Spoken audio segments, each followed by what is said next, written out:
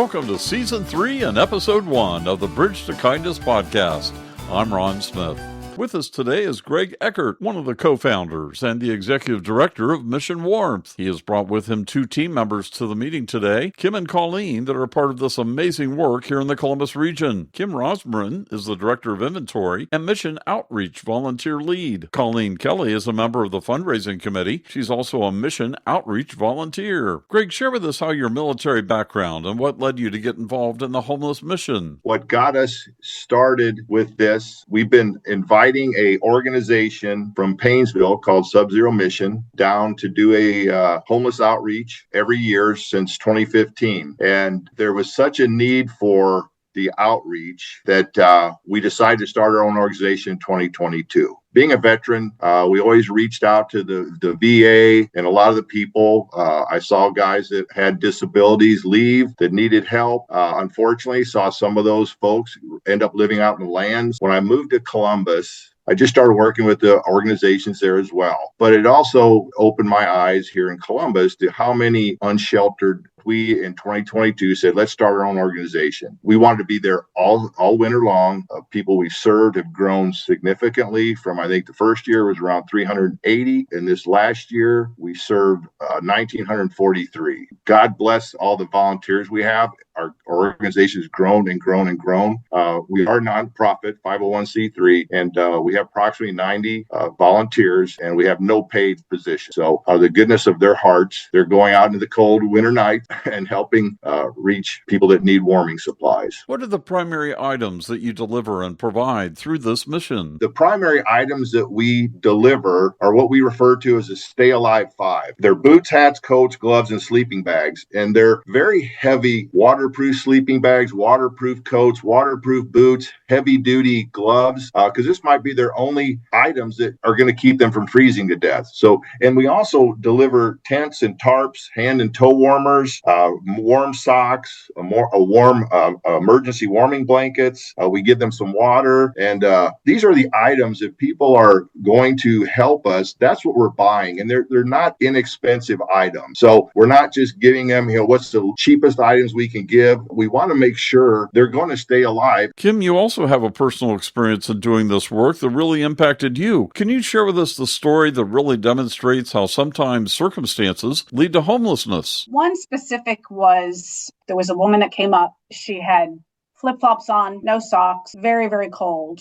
So we immediately got our supplies, gave her warm socks to put on, found the boots her size, gave her a chair to put them on. And she was really in tears at the supplies we were giving her. And through our blue coats working outside the bus, we found out that she was once a nurse for the VA hospital and had ended up with a brain aneurysm, I believe, which caused her to lose her job. And that's how she ended up in the homeless camp. And it just kind of shows you also, there isn't one type of person that lives out in these camps. Greg, where do you find you're making the biggest difference in your work today? We're making the biggest difference by being able to be there for the people that are most vulnerable. Kind of back to the numbers I talked about, the first year 380, and now we're at almost 2,000. How we do that is by our more effective way of scouting the camps. We go out once or twice a week. We figure out where people are so that when our mission team gets on the bus, we load it. We can go right to camps and we are serving maybe 25 people a night to over 100 now. Kim, can you share with us how people can get involved with this mission? There's a lot of ways to engage. We do have volunteers that literally do go on, out on the missions, on the bus, serving the people. And then there's a lot of the behind the scenes stuff. And people can also, donate through, monetary donations, our inventory. We're always looking for coats and boots and hats. And, our website provides all those resources to let them know how they can help. Colleen, what type of background would someone need to help out? Echoing what Kim said, there are so many opportunities to get involved that really folks with any type of background can find a place. Visiting our website, mission-warmth.org, you can read more about the different ways to get involved. Obviously, going on the missions is kind of the highlight of it all, because you actually get to go and provide the hands-on and the face-to-face service to folks. Getting involved with our inventory, hosting, corporate donation drives or fundraising. We have a lot of schools that get involved by hosting fundraisers or hosting donation drives, putting together care packs that we can take out with some of the smaller items, hand warmers and socks and things like that are ways that groups have gotten involved.